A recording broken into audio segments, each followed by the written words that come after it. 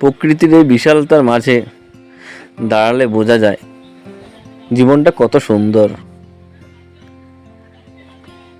আজ সকাল সকাল ছেলেকে নিয়ে বেরিয়ে পড়লাম মহারাষ্ট্রের এই নির্জন পাহাড়ি পথে। চারিদিকে শুধু পাহাড় আর খোলা আকাশ। দেখেন বন্ধুরা,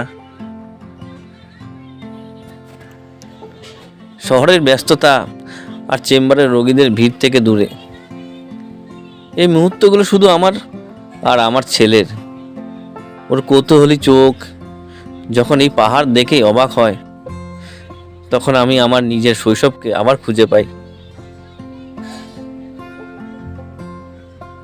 বাইকের গতি আর পাহাড়ের আবহাওয়া সব মিলে এক অদ্ভুত প্রশান্তি।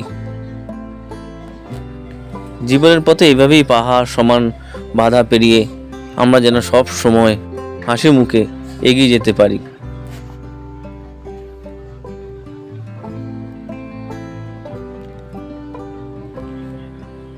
সবাই ভালো থাকবেন,